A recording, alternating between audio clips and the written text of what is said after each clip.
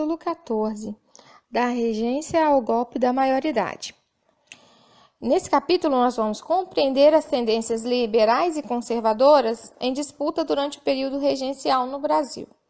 Nós vamos reconhecer as revoltas do período regencial e relacioná-las à consolidação institucional do Estado brasileiro.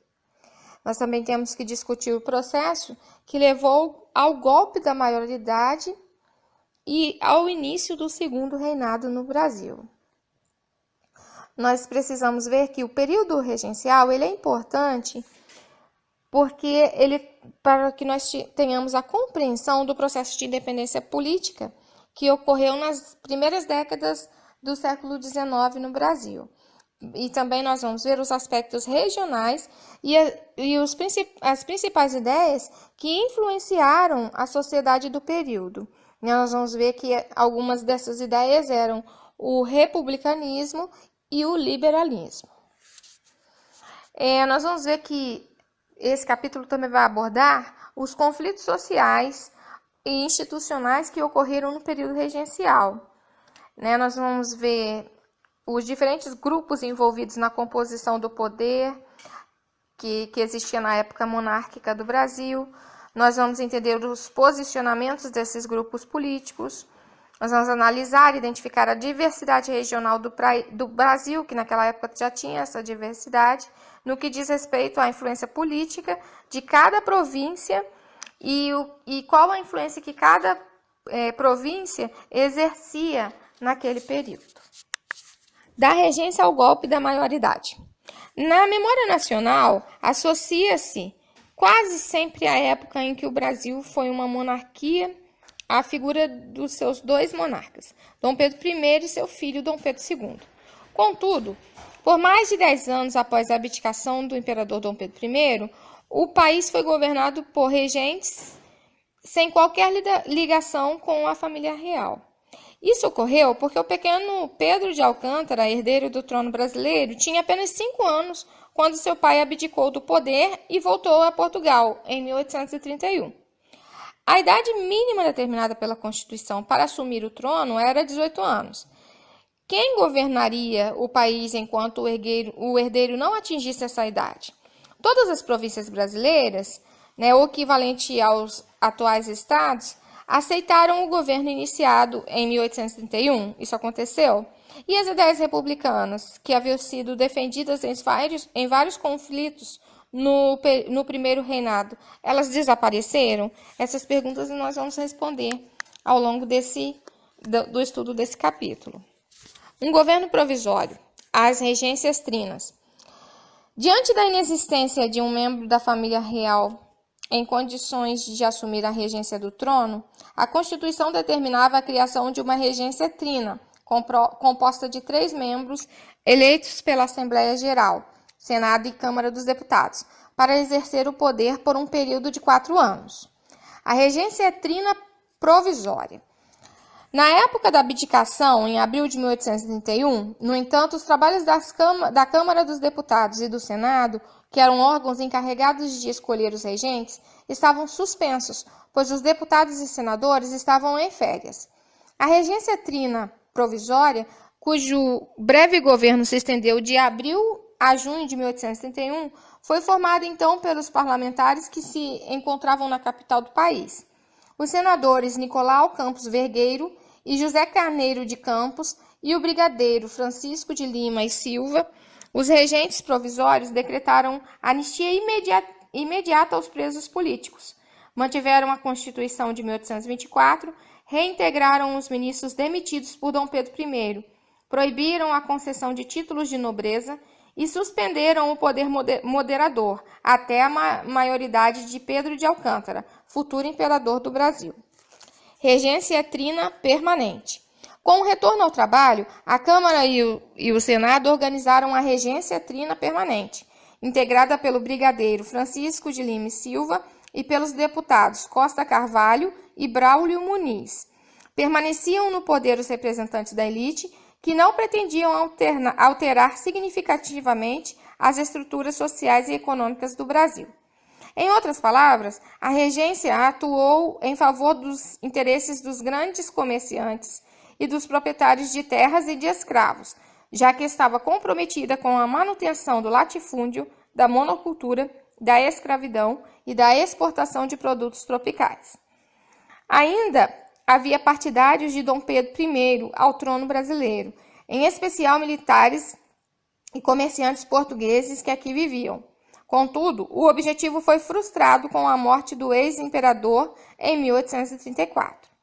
Ao mesmo tempo, a pressão pela autonomia provincial continuava, e no mesmo ano foi aprovado o Ato Adicional, que fez algumas mudanças na Constituição, destacando-se a concessão de maior poder aos governos das províncias, por exemplo, a formação de assembleias legislativas que elaborariam leis locais, e a substituição da regência trina permanente pela regência una, com mandato de 4 anos. A regência una. Em 1834, o padre Feijó, de tendência liberal, lançou-se candidato e foi escolhido como regente, com mandato até 1838.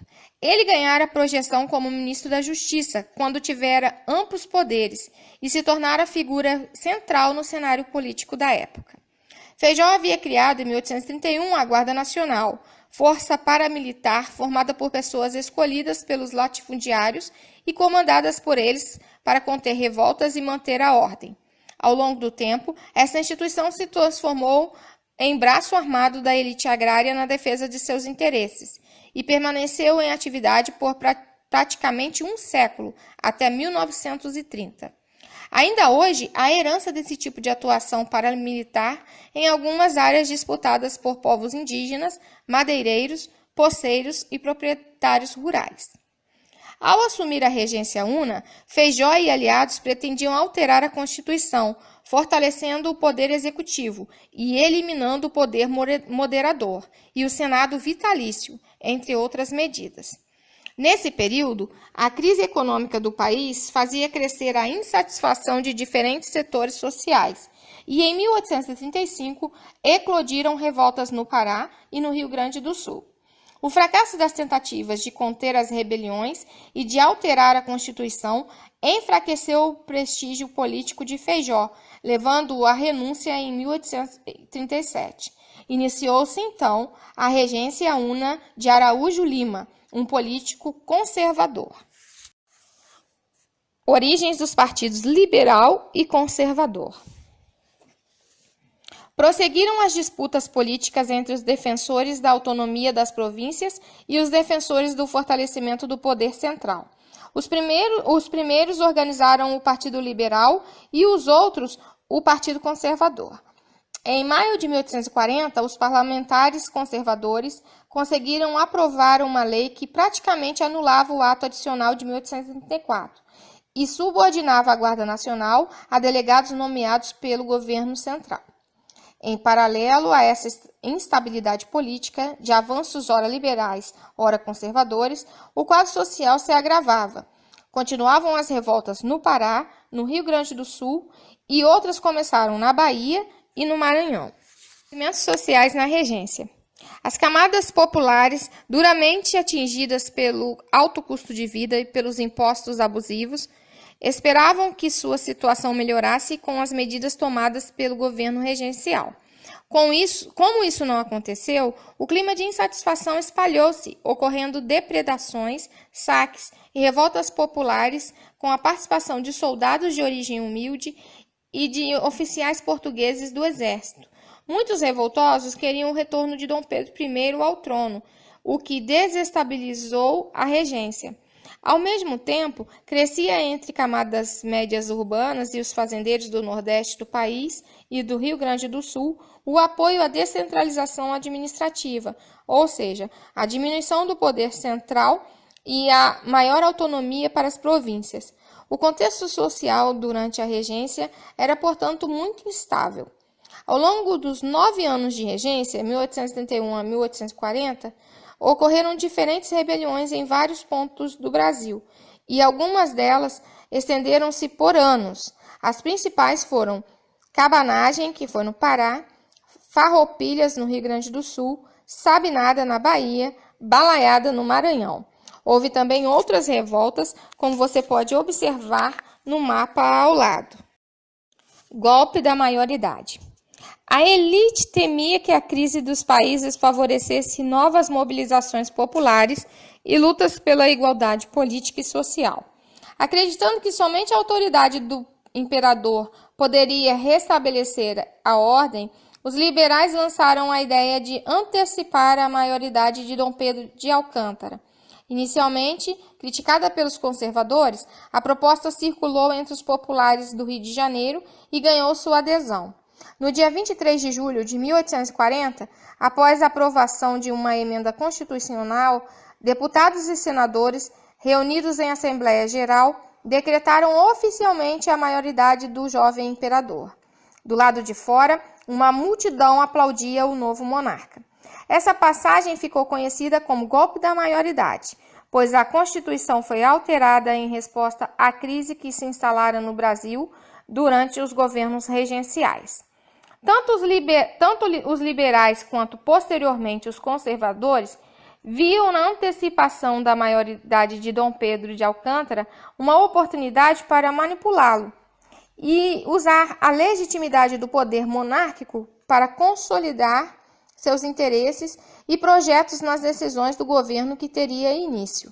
Os dois partidos consideravam-se prejudicados pelas convulsões sociais e ameaças de fragmentação do país. Os desafios do jovem Pedro II. O golpe da maioridade marcou o fim da regência e o início do governo de Dom Pedro II. O jovem imperador tinha o apoio popular, que ansiava por uma nova era para o país. Entretanto, a regência deixara um legado de crise política, social e econômica. Havia pela frente difíceis tarefas para Dom Pedro II, criar um ambiente político de diálogo entre os partidos conservador e liberal, reprimir as revoltas e evitar o separatismo das províncias, estimular a economia brasileira.